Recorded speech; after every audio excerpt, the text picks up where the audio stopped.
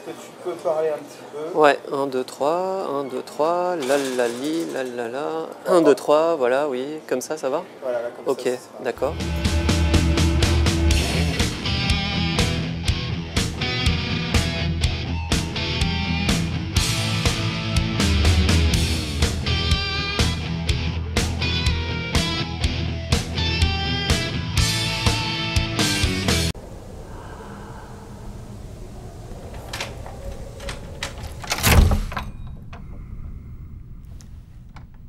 Edwige.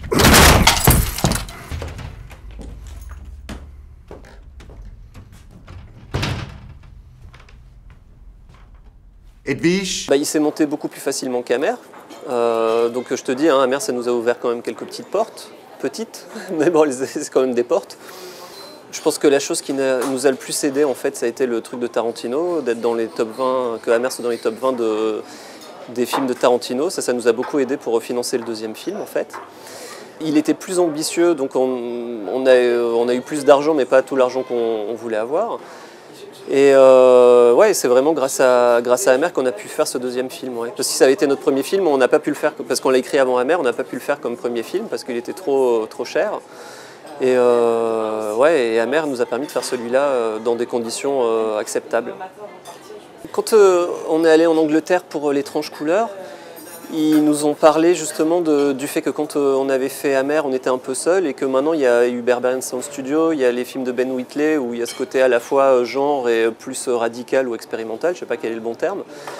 Et du coup ça fait une petite mouvance qui fait que peut-être le film a plus sa place maintenant.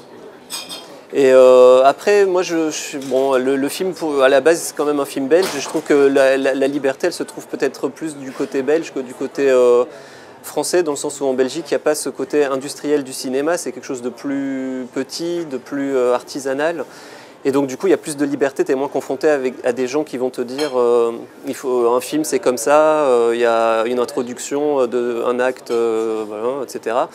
Et donc, du coup, c'est le fait qu'il soit à la fois belge et français qui fait qu'il ait cette espèce d'originalité. Le fait aussi qu'on soit deux réalisateurs qui avons des goûts, à la base, des intérêts cinématographiques qui peuvent être différents. Et qui fait ce mélange un peu particulier. Et donc, c'est vrai que quand Amer est sorti, il y avait tous les French frayeurs et tout ça. Et qu'en fin de compte, nous, on a réussi encore à faire un deuxième film. Et voilà, et donc la singularité, ça nous a permis de faire ce deuxième film. Votre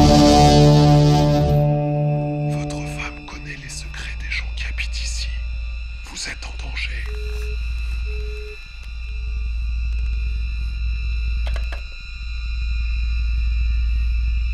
Nous, on raconte l'histoire par notre réalisation. Et donc là, on raconte l'histoire d'un gars qui se perd dans les dédales de son esprit, dans ses fantasmes.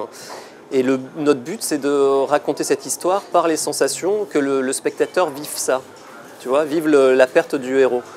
Et donc on n'est pas là à faire une démonstration, on est là pour faire vivre l'expérience l'aventure intérieure du héros au spectateur.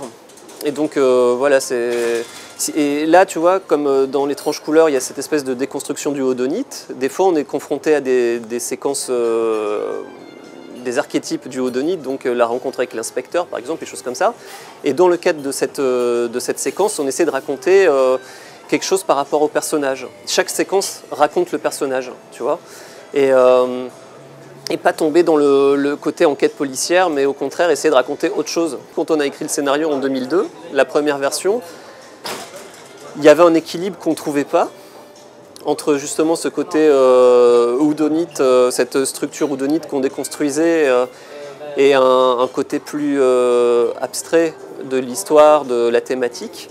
Et donc le fait d'avoir pu comme ça travailler sur plusieurs années, au fur et à mesure on a trouvé l'équilibre que nous on jugeait bon pour le film. En termes d'écriture ça a été génial parce qu'on a pu vraiment, à chaque court-métrage qu'on faisait, après Amer aussi, on a retravaillé ce film, ce scénario avec l'expérience qu'on avait tirée de chacune des petites expériences de réalisation qu'on avait. Et comme avec Amer et notre dernier court-métrage on a commencé à prendre un tournant plus sensoriel, ça a amené ce côté-là aussi dans L'étrange couleur. Et ça a été d'une certaine manière un luxe parce que c'est vraiment, comme c'est un film qui s'inspire beaucoup de la narration à la Satoshi Kon avec ses différents degrés de lecture et tout ça, bah c'est vraiment un aspect qu'on a pu vraiment développer et enrichir le film vraiment au long de toutes ces années. Après, la part négative, c'est que ça a été une très longue période et donc ça a été beaucoup de combats entre moi et Hélène. On avait des différends, des conflits, et si tu veux, ces différends sont restés sur toute cette période, et donc ça a été un peu fatigant, usant. Mais voilà, on a pu vraiment travailler le film, je ne sais pas si on aura l'occasion, j'espère pas en même temps, de travailler sur autant de temps un scénario, et ça a été génial, parce qu'on a pu aller au fond de chaque séquence, de chaque plan, de chaque idée du film, et ça c'est super.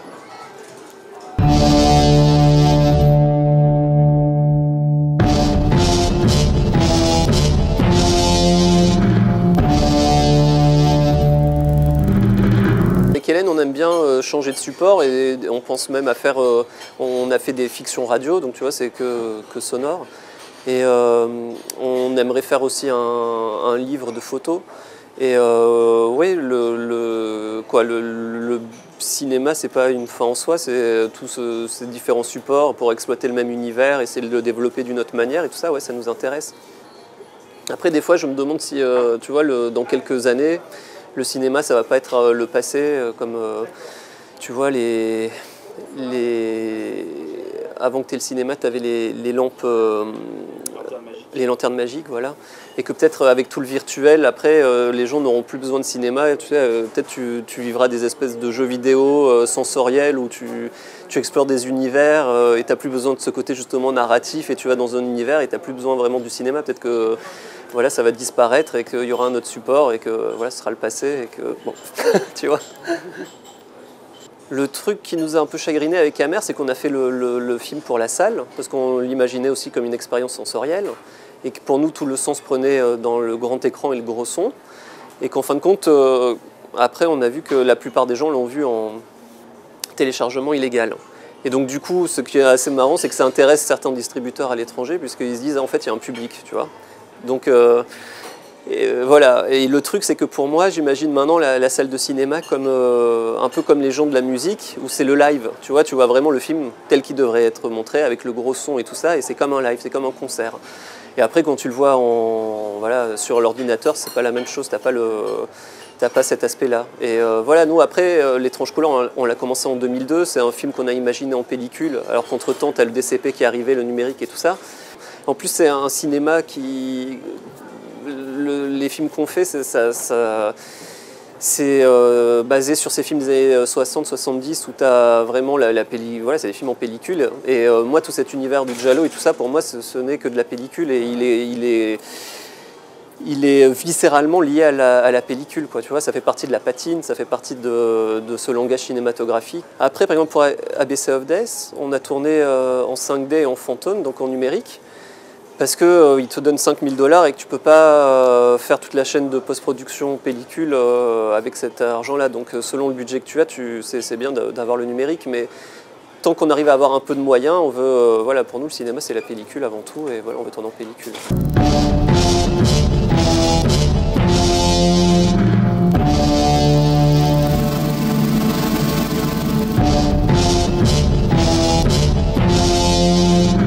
Ouais, le challenge à chaque fois, c'est de réussir à faire coexister nos deux points de vue, à Hélène et à moi, qu'il n'y en ait pas un qui écrase l'autre. Et arriver à faire en sorte que ce chaos subjectif, parce qu'on a déjà tous les deux points de vue très différents, arrive à coexister. C'est ça le challenge à chaque fois. Et à chaque fois, quand on a terminé, c'est oh, on a réussi encore, mais est-ce qu'on y arrivera une prochaine fois? On a toujours fait tout à deux. Et donc, on n'arrive pas à savoir quelle est la part de l'un ou de l'autre dans ce qu'on fait. Et je pense qu'à un moment donné, il faudrait qu'on fasse l'expérience pour voir pour vivre l'expérience, pour voir un peu comment ça fait de faire un film tout seul, ce qui ressortirait plus ou moins dans un film fait tout seul. Mais ouais, c'est... Ouais, on n'arrive vraiment pas à savoir qui fait quoi dans nos films, parce qu'on a toujours fait tout à deux. Ça fait maintenant 14 ans qu'on travaille ensemble et c'est fait d'une manière très fusionnelle. Ça fait partie de notre vie intime de faire des films en fait. Et tu vois, moi personnellement je l'imagine pas comme une carrière ou faire gagner ma vie en faisant des films. Pour moi c'est juste un truc passionnel que je vis avec Hélène et ça fait partie de notre relation. Alors des fois ça peut avoir un côté destructeur, donc on essaie de faire en sorte de pas se brûler les ailes. Mais voilà. Le prochain film qu'on va faire c'est une adaptation. Mais c'est une adaptation qu'on a choisie, c'est un livre qu'avait lu Hélène il y a 6 ans et qu'elle m'avait fait lire et qu'on s'était dit ah ouais c'est un bouquet intéressant sur la notion d'espace et de temps et c'est ça qui nous a plu. Parce qu'il y avait un côté très cinématographique dans le livre, c'est Laisser bronzer les cadavres de Jean-Patrick Manchette et Jean-Pierre Bastide. Et donc c'est un univers qui est très différent du nôtre. Mais justement, c'est intéressant parce que on essaie à chaque fois de ne pas se fermer à quelque chose de différent et de toujours d'être prêt à faire quelque chose qu'on ne connaît pas, tu vois, plonger dans l'inconnu. Et par rapport à ce projet-là, justement, si tu veux, avec l'étrange couleur, on est allé loin dans notre collaboration, on est arrivé à l'extrême limite, où si tu veux... ça fait 14 ans qu'on fait des films ensemble et on a construit quelque chose et là, à un moment donné, on s'est dit putain, est-ce qu'on n'est pas en train de détruire tout ce qu'on a construit? On arrive vraiment à l'extrême limite et on s'est dit que parce qu'on n'arrive pas à envisager justement de faire un film tout seul ou un truc comme ça, si on veut continuer à collaborer artistiquement sur des projets, il faut qu'on passe par une phase un nouveau stade où on fait une adaptation, on part d'un matériau qui n'est pas le nôtre pour essayer de recommuniquer ensemble. Voilà. Parce qu'en fait, on a un troisième volet qu'on aimerait faire avec donc à Amer et l'étrange couleur, dans le même univers. Mais là, on ne se sentirait pas de repartir sur un truc personnel, sinon je pense que voilà, on imploserait.